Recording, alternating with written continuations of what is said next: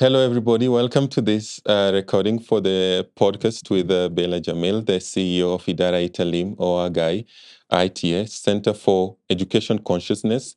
She is also the founder of Children's and Teachers Literature Festival in Pakistan, which has evolved into a social movement known as the Pakistan Learning Festival. She is the Asia medalist for the World Education Medal 2024, recognizing her remarkable contributions to education. Her work with Idara-e-Taleem-o-Aagahi and Sanjan Nagar School has significantly impacted Pakistan's education system, reaching over 20 million children and hundreds of teachers. She leads the learning initiative of ASER Pakistan and the foundational learning program Chalo Parho Barho. Uh, Bella represents Pakistan as an advisor and board member for education and learning innovations at national and global levels. So thank you so much, Bella, ma'am, for making time to have this conversation. And even as we reflect on PAL Network turning 10 years, there is a burning conversation, an exciting conversation around the Copenhagen framework on citizen data. And we felt this would be good to start with, given it's very current and exciting for the world of citizen data, which the PAL network and its members have been working on for years. So, could you just give our listeners a general view of what the Copenhagen framework on citizen data is about and what it means for PAL network members and the world of foundational learning, especially in citizen data? Uh, Thank you very much, Paul. And I always say that citizen data and such movements like ours means it's patient capital. You have to wait Yeah, for the results. yeah, And indeed, it has been a great redeeming feature to know that in March 2025, at the 56th session of the UN Statistical Commission, the Copenhagen framework was fully endorsed. It was 2 years in the making, and what is important is yeah, that the UN Statistical Division decided that it wanted to engage with citizen data, which was serious and deep in nature, and most importantly, inclusive. While the national statistical offices and the government administrative data is a very important source of collecting data on indicators, especially all the SDGs 2030, sometimes it's seen that the most disadvantaged, marginalized groups often get left behind. In education, we see that the data might be collected in schools, but not from households. And our strategy and our sort of mantra of going to the household first, yeah, going to each child at a time, um, means that we are looking at all children in the household present, yeah, whether they are going to school or not, whether they are present in the school that day or not, whether they're going to public or private or non formal. And so you capture the entire spectrum of that child's profile, no matter how disadvantaged, no matter whether they are children with disabilities or minorities or transgenders. So I think that became a realization with the UN Statistical Division that they do need to investigate and look at citizen data, which has been gathering momentum. Perhaps it all began anyway prior to SDGs 2030, I mean, prior to 2015. But we were delighted that in 2022, this curiosity became an institutional engagement of the UN Statistical Division, for which they then created a collaborative for citizen data. Now, that in itself is also, speaks, it sort of speaks volumes for how serious the UN Statistical Division was to have created that collaborative, which looked at the challenges of not find one, the challenge that either all SDGs will be severely or moderately off track by 2030, Yeah. the concern that the data gathering exercise on the indicators agreed is falling short. Yeah. The SDG report cards are not getting that kind of feedback or evidence that they are seeking. Yeah. And if the various statistical organizations for all the 17 SDGs, such as we have UIS for SDG 4 in particular, but if we are only looking at the government and the national statistical offices, only the public sector data, Yeah. then perhaps it's not doing justice to all citizens, especially the most marginalized. Yeah. And in this time, or when we have after COVID, during COVID, the rise of climate change incidents and crisis, conflicts, displacements, we are in trouble, as a planet Yeah. and as a society. So we are delighted that this um, 48 articles Copenhagen framework, Yeah. which is very significant and ending with what are the next steps, is important for organizations like ours. One, to engage. It is important that we engage with the UN Statistical Division Yeah. because every 2 years they'll be seeking a report on citizen data, Yeah. but also, of course, engage more proactively with UIS and with our own national statistical organizations so that we work with them closely, as we indeed, many of us are, Yeah. to get citizen data on board and mainstreamed, integrated on how reporting is done for SDGs and SDG 4 in particular. Yeah. So, this is just hot off the press. Yeah. We are delighted that yesterday we could hold a meeting of the PAL network with all our members to see how we will be gathering evidence, because we do not see any case studies currently on the collaborative for citizen data on Yeah. education. Yeah. And I believe we are a very rich source of those case studies. Yeah. Um, so we have to be, again, moving very swiftly Yeah. with the institutional relationships, and more seriously, providing the technical data that we have over time. Yeah. For example, ASER India has it from 2005 onwards. Yeah. We from Pakistan have it from 2008 onwards. Yeah. We have our OVESO partners who have also very solid data, also from Mexico, MIA, and so on, Yeah. and West Africa. So I think it's vital that we brace up to this new challenge. Technically, we have to be very adept, Yeah. uh, and we already have an edge because we take pride that we are an open source organization.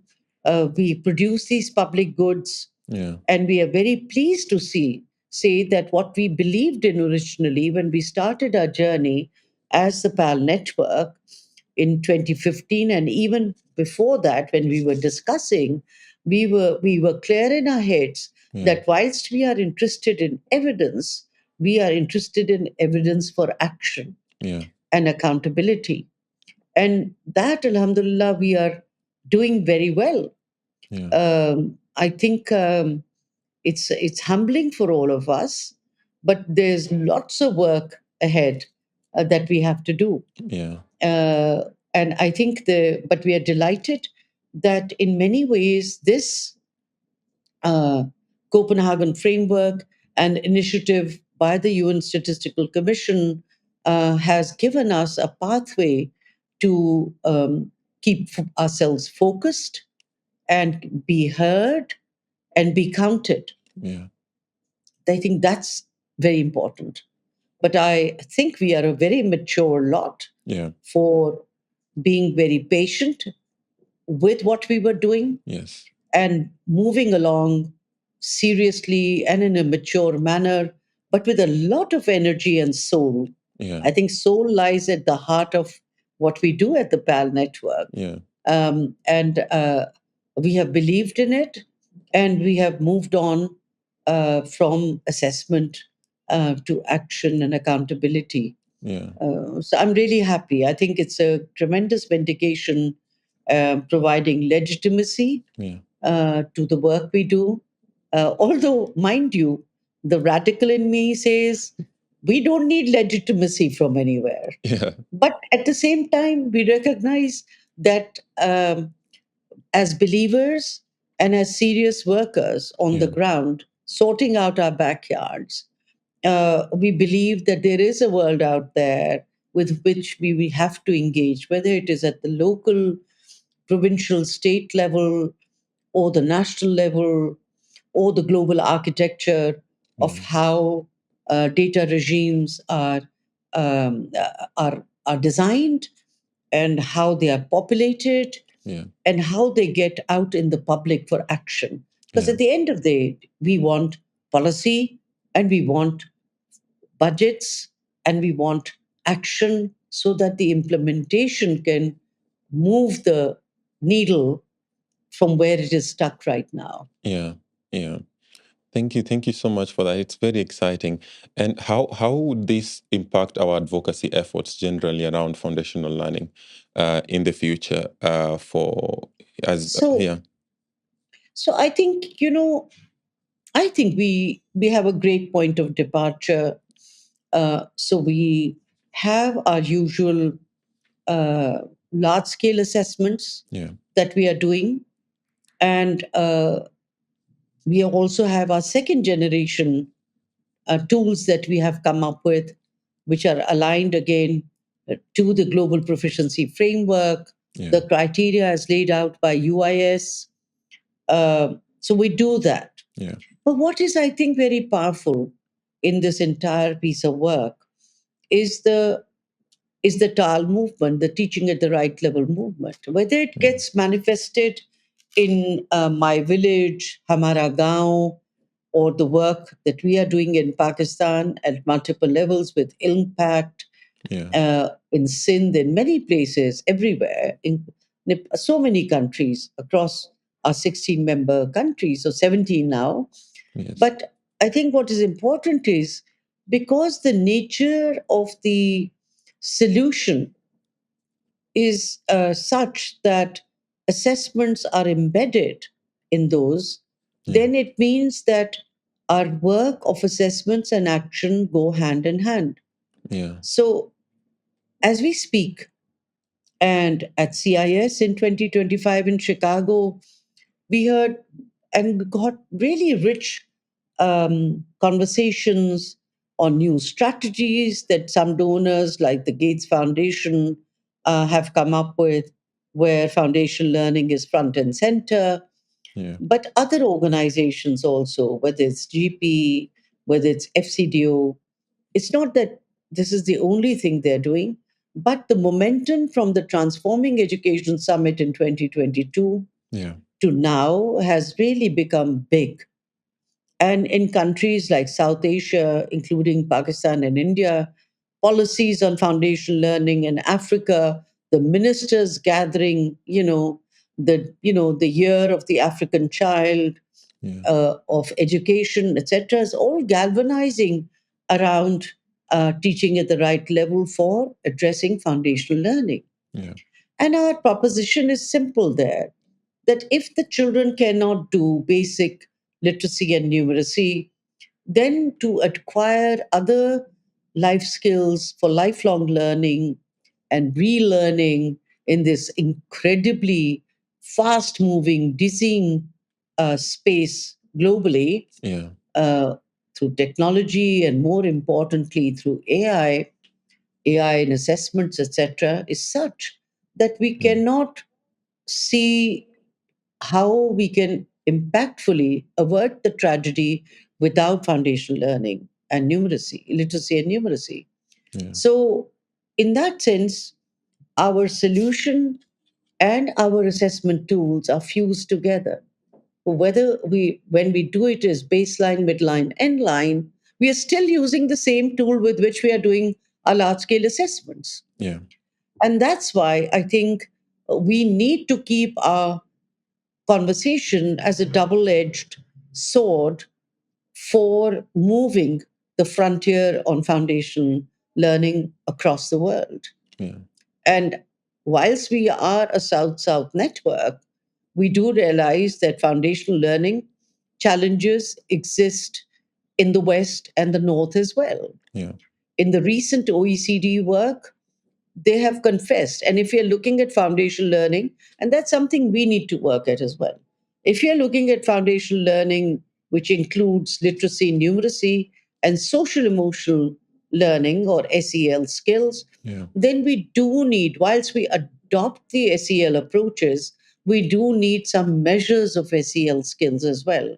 The OECD recent report on PISA uh, highlights very profoundly that kids in the North are performing very poorly on social emotional learning.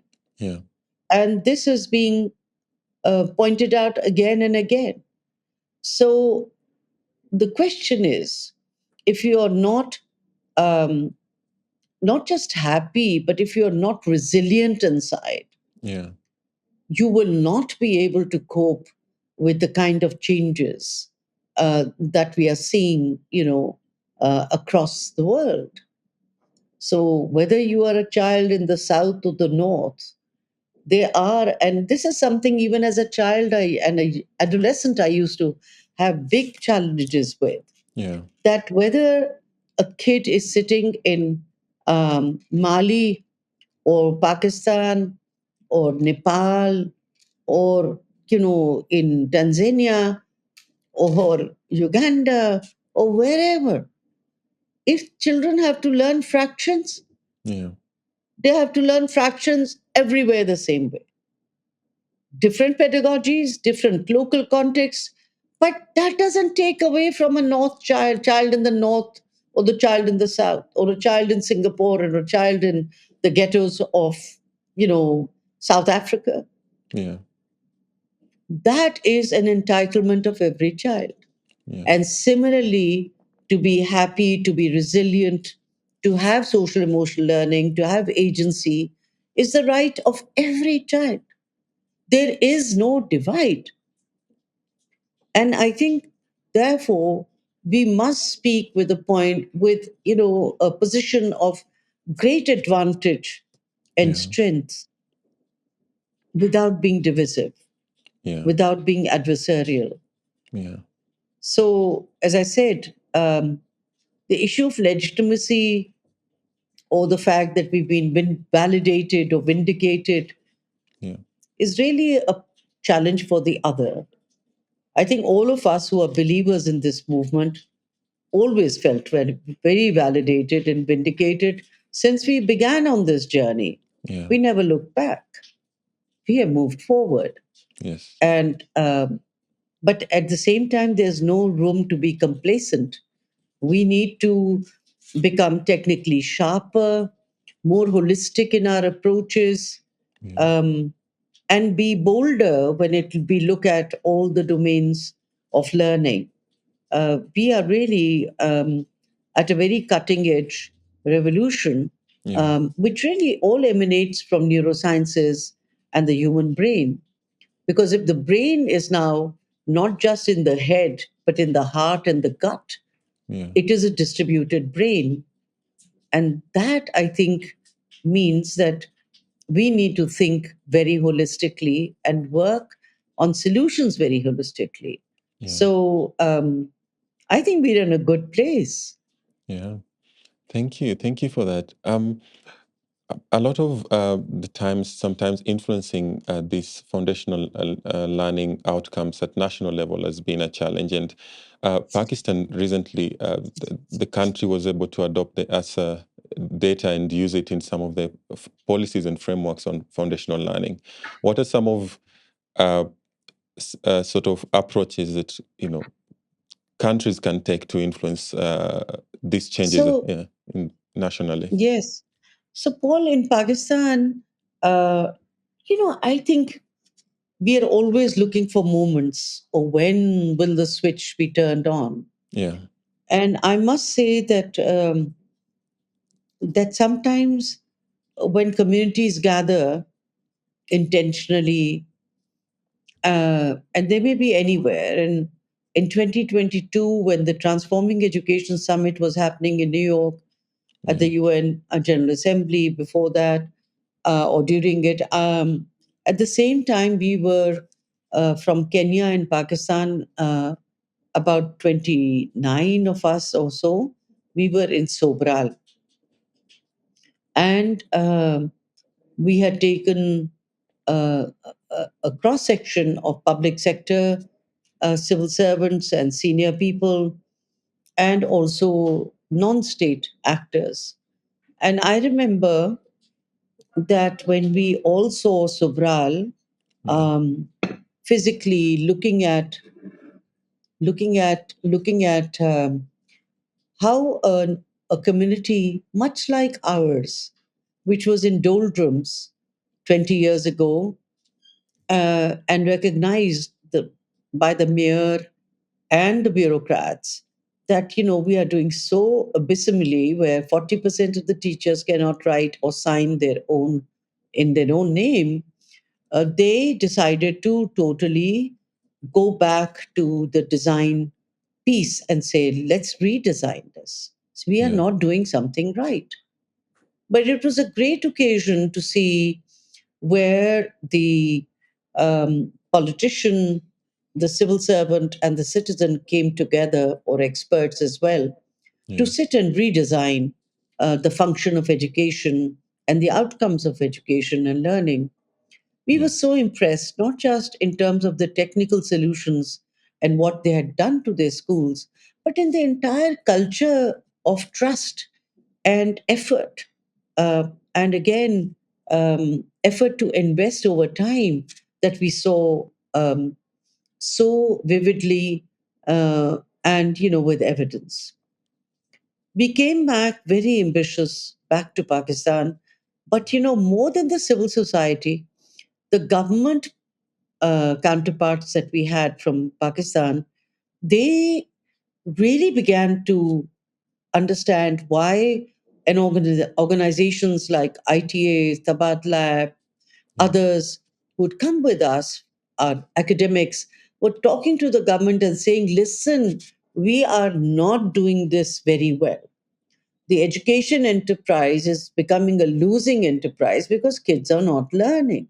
yeah, But when they went there, although over there they kept talking about, you know, a half a dozen or dozen initiatives they had taken to blow yeah, their trumpet.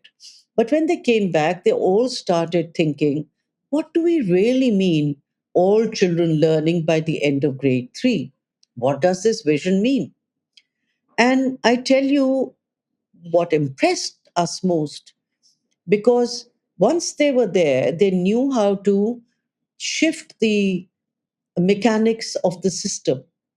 They repurposed large loan programs, totally repurposed them, yeah, and said, let's bit the foundational learning piece is missing. How can we put foundational learning so that it is one of our deliverables? It is a DLI without which we cannot get the next tranche of money. How do we make sure that in our national education emergency, which was declared in 2024 May, we could see very clearly a role for children not just coming to school, but being in school and learning. In yeah, 2023, a whole debate began. This is all the actors post Sobral visit who said, how can we come up with one single metric to yeah, measure foundational learning in Pakistan? And then others said, how can we look at learning during emergencies? yeah, And we tested that out during emergencies, that emergencies are not about short term cargo cultures of, setting up a temporary learning center, Yeah. giving stationery boxes or bags, etc. It should also be about learning, and learning through the accelerated teaching at the right level. And we tested that out as well. Yeah. The conversation got really bigger, wider, thicker. And in 24, the government set out in the federation, we're a federation with 5 units, 2 areas, and we came up with 5 policies on foundational learning, out of which 3 are on a spectrum of early childhood care and education and foundational learning, say up to grade 3 or 5. Yeah. And already as we speak, the implementation has begun. And we created the Pakistan Foundation Learning Hub also, again by the ministry, and mainstreamed in the system of planning, um, interrogations, design, research, etc., and the Yes. advocacy part. So today, I think we can say that uh, as a country, we are not only policy aligned on foundational learning, Yeah. but it's foundational learning and early years. But more than that, we are walking the talk. Every program that the government is rolling out has a major piece in foundational learning. And as we talk, on the 1st of June, our summer holidays begin in the summer zones, Yeah. and there'll be large camps taking place in thousands of schools across Pakistan with foundation learning. Yeah. And we are already working with the consent and of the government as a technical partner, where the government has taken ownership, for example, in Sindh, in Punjab, at a system-wide uh, approach to mainstreaming foundation learning within systems and at scale through their own teachers.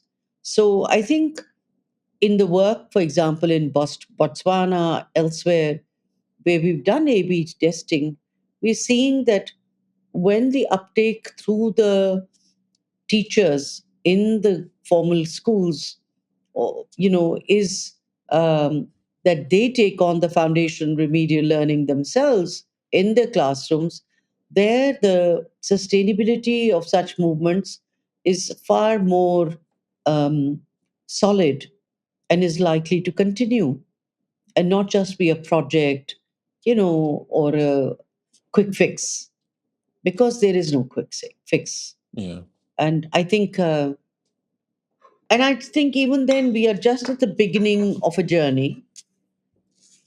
I still think that as countries who've suffered and gone through colonial periods, we have downgraded our own knowledge systems Yeah. and endogenous content. By the time, really, if you are in Kenya or any part of the world, you begin to take your student learning outcomes, your minimum, your proficiency levels, etc., and map it to your local content, you will begin to suddenly upgrade the child from feeling, oh, the child knows nothing because we're asking certain things, to when we begin to see the child systematically uh, reining in his or her knowledge from the home, and the gap between the knowledge and the school, or sorry, the home and the school, Yeah. or the home community and school will begin to fuse. And we saw that fusion during COVID as well. So, in these last, I think, half a decade Yeah. since COVID began, I think these are the dividends of COVID, where we went on the digital accelerators. We began to look at resources within. We began to really, from a very non trusting society and a culture where breeds on divide and rule and so on, we Yeah. began to trust each other because there was no room for mistrust during COVID. If somebody said, I, as a teacher, I'm working on such and such online, this, that, and the other, we had to believe. Vice versa, we had to believe parents. Yeah. And we saw complicated evidence even from the ASER work during COVID. We saw, on the other hand, that 70% of the kids said it was our parents that came to the rescue, even parents who were not educated with their storytelling, with their play based approaches. But at the same time, we saw negative disciplining in the homes, which Yeah. happens, which is also part of our cultures. So we began to confront the contradictions then. We haven't quite confronted it fully, but I think, coming back to my idea, that we need to create some really solid indigenous, and it is already happening, indigenous and authentic content, so that our children learn faster and better, and with social emotional learning Yeah. well in place, for their confidence and their, action and agency as well. So Mm, I think, even though we've been in a very bad situation recently, with wars in the neighborhood, sadly, yeah. and but at the people level, we are all wishing for peace which will come with more education, more solid, grounded learning, Yeah. and more endogenous content, which begins to make us even more confident Yeah. of, our centuries of civilization. I mean, Pakistan sits on 12,000 years of civilization. What are we Yeah. doing? Yeah. You know, what are all Mm, of us doing? yeah. We are sitting on histories that are incredible, and they are Mm, not just up somewhere that no one can see them. They're all over. So but it's not good enough to just talk about it and say, oh, we sit on 12,000 years of civilizational history. What are we yeah. doing about it? Yeah. That's important. Yeah. And how we bring it in our lives. So I think, so Pakistan, there's a lot of galvanization, there's a lot of convergence. Yeah. Many of the people from Africa, from all the continents, who are coming together for the Education World Forum in London in the coming week, Yeah. will gather, and I hope they will all come back wiser, more resolved to act, and more resolved to be open on looking at innovations everywhere, Yeah. just like the PAL network has really got inspired by what we saw in India then with Pratham. We need to be open minded Yeah. and to see whatever works and how that can be taken forward, whether it is from Botswana, or whether it's from Senegal or Mali, or Mexico or Colombia or Pakistan or Nepal. We need to really move together with our best foots and our best learning innovations forward Yeah. with evidence. Yeah. Thank you. Thank you so much, Bella, for those insights. Now, as PAL turns 10 this year, what is your hope and vision on what we can do to achieve the ideal of all children learning by 2030? So, and I just wanted to add one sentence, Yeah. that since the past 2 years, we're beginning to see us working with the Pakistan Institute of Education at the Ministry of Education, Yeah. but also with the Pakistan Bureau of Statistics, to say that, how do we work together? Yeah. As I said, in our business, there's no room to be adversaries. Yeah. There's only room to complement and supplement each other. Yeah. And therefore, moving forward, some of it I've already mentioned to you. But I think just the pure joy of seeing teachers, as I speak now, there are two sessions being held somewhere on foundation learning, where teachers and large scale actors and multipliers are learning TAL. Yeah. And the joys on their faces when they see a complex thing becoming easier, where they begin to see that, oh, I can do this, or I not just I can, but I must do this, Yeah. or to see that in the classrooms, those that are doing their practicum already as we speak begin to say, oh my God, I could never understand why my kids in my classrooms could not really get to these basics of two-digit subtraction or division. But now I know how to make a child understand, you know, um, units and tens, and I can make our child understand how to make their own simple words and then sentences and then a story. Yeah.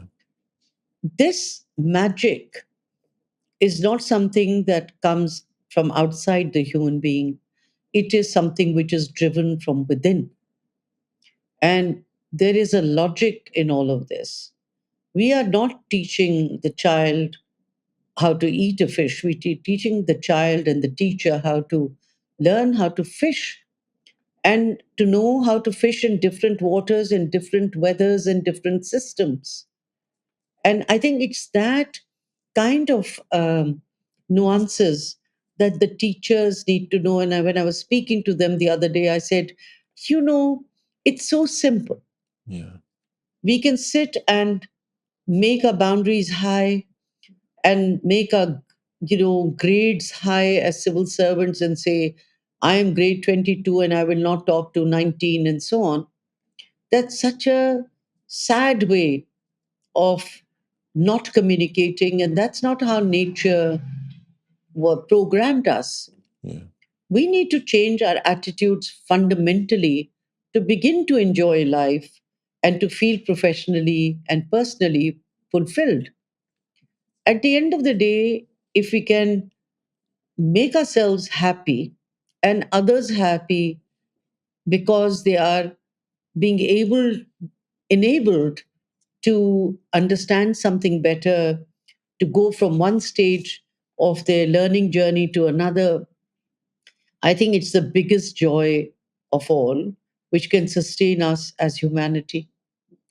And I think it is in this learning that everything lies. And I think we sometimes in our PAL network, when we have those wonderful sessions of Yeah. the warm ups and the claps, and I think we should have music as well. Yeah.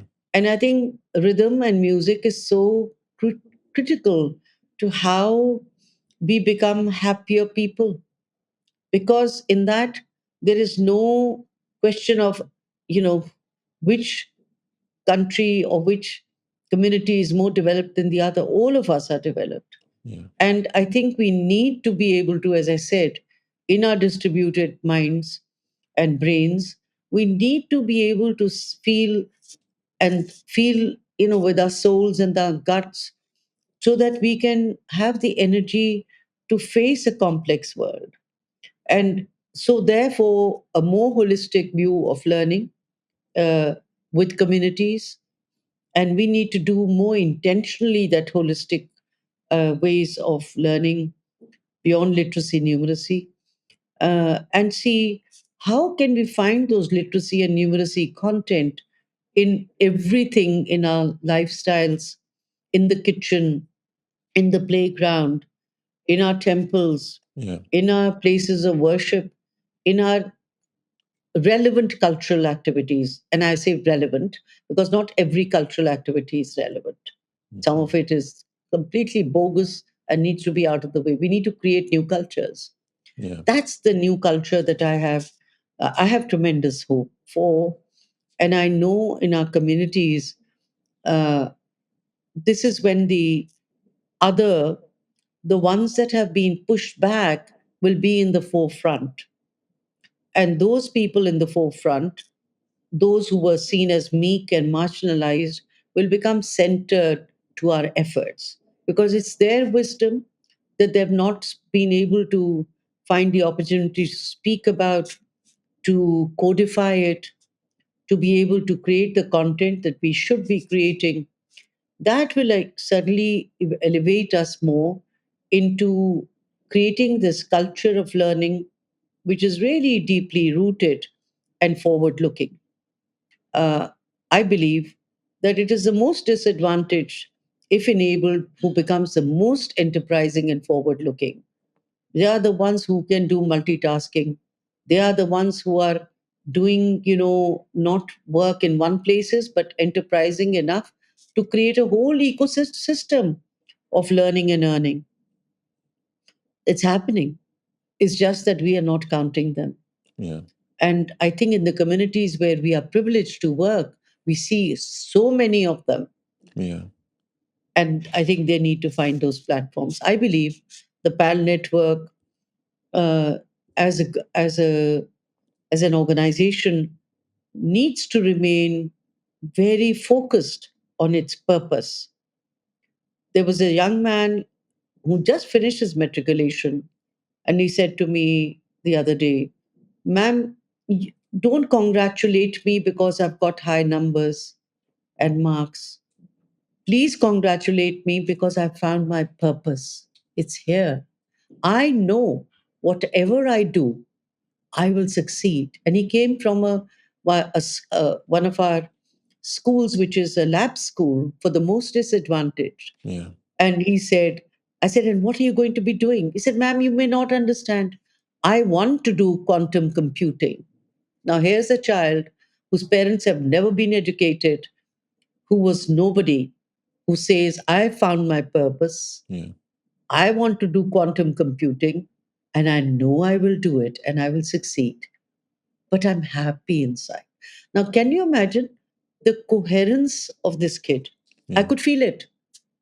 And Paul, I bet you in all our member countries and all our leaders, young, old, all leaders, I'm a fossil, right? I'm perhaps the oldest in the PAL network. But I'm just saying that amongst all these young people, there are so many who have to be invested in this. Yeah. And there is no shortcut. There is no shortcut to our work. So we need to be invested. We need to be focused. We need to be honest, because dishonesty or shortcuts will again not make us successful the way we want to be sustainably. Yeah.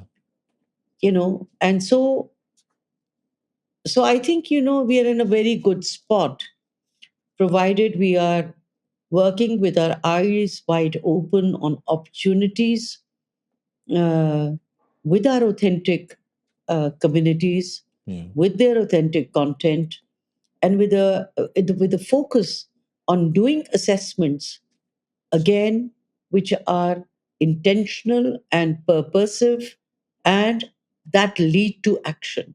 Yeah. And I think that's my message, and that's what I feel in my body, that can I in my being, that in my lifetime, inshallah, we'll see the page turn. And it Yeah. must turn.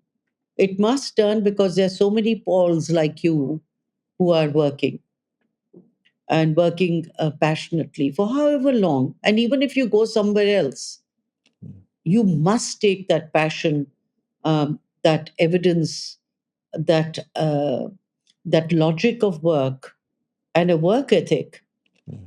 that has to be there. Because just like you have research ethics, you must have your ethics for your work and your passion. At the end of the day, the story begins and ends with you, as you have encountered it. Anything false or anything short will keep that story incomplete or irrelevant. So the storyline is with you, and you need to collect every skill and every bit of language and its arrangements to make it into a powerful one. That's the power of being human as a species, Yeah. and being human very positively as nature intended us to. Yeah. So I'm almost sounding like an evangelist, but it's a lifelong journey. Yeah. I was telling someone the other day, I can remember my protests early from the age of 2. But I Yeah. can never forget my first protest against the education system at the age of 4, my first day of being in school. Yeah. And it was my first lesson in decolonization. And I cannot say that that's been won, it's still going on. Yeah. But the important piece was at least I had, or nature gave me the insight to recognize that as my first rebellion, and for my life to be crafted, uh, with a lot of effort Yeah. towards a journey that I have crafted. And thankfully, a journey which so many people have joined, including the PAL network and every community, everyone who works together to make it so worthwhile. I think that's so amazing. Yeah. That's magic, but with a lot of tears and blood Yeah. and sweat and Yeah. a lot of laughter. Yeah. Thank you so much for those very wise words. I can't add anything to that. I think thank you so much, Bella, for making the time. Welcome. Yeah, we've learned so much, and I'm sure our listeners are going to learn so much and be No, but inspired. I think the 10 years story with PAL Network, and Yeah. actually, whilst we celebrate the 10 years, Yeah. remember we began 3 years before that, Yeah. or in fact, many years before that, Yeah. um, when we started coming together in search of um, a solution for learning. And I think all those proto steps were very, very important too, leading up to the formation of the PAN network. Yeah. And as I said, it's a story which I think must find its way um, into the past, or wherever it began, and wherever that inspiration came for different members of this family who traveled different routes. Yeah. But I think that piece of the celebration is so important too, as is the 10 years journey that we are celebrating. Yeah. So I think in all, we can talk about almost a 17-year journey, and we hold our head up, but there's so much work to do. Yeah.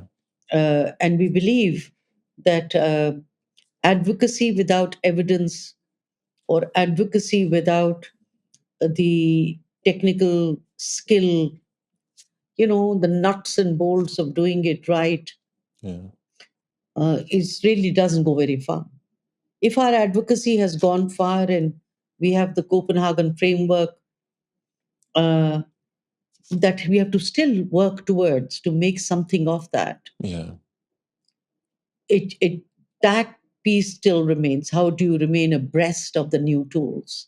How do you remain abreast of those new ideas? How do you put evidence in that? How do Yeah. you then walk with that to impact policy and action? Yeah. I think that that kind of terminology keeps coming round again and again. And for each iteration, of course, it gets deeper and more um, complex sometimes. Sometimes he really very simple and elegant. Yeah. So thank you so much. It's really incredible. Do you have one phrase, one word saying congratulations, Pal, for turning 10? I think we'll. One sentence. Yeah. Could you say it in Urdu? On Urdu, um, what should I say? You put me on the spot. Um, I wanted to say, uh, um, uh, or I will or a say, message? Yeah. no, in Urdu, Yeah. Yeah, in Urdu. Pal network को बहुत बहुत मुबारक हो इस 10 साल का सफर जो है. I'll say it again so you can scratch it out. Okay. पैल नेटवर्क को 10 साल की सालगिरह की बहुत बहुत मुबारक हो. हमें और भी बाइख्तियार और बासलाहियत होना चाहिए. इंशाल्लाह हम होके रहेंगे. And it means, Paul, Yeah. that may the 10 year celebrations be great for the PAL network. Congratulations. But we need to be more empowered. Ba ikhtiyar means more in control, more empowered. Yeah. And ba salahiyat means more capable Uh, to keep going. Powerful. That's very powerful. Thank you so much. Okay. Thank you so much. Thank you. Yeah. So thank you everyone for joining us for this session. We hope you have learned a lot. Keep following the PAL network to learn more about foundational learning throughout our social media pages and our following episodes. Thank you so much. So, Bella ma'am, you'll just leave the window open.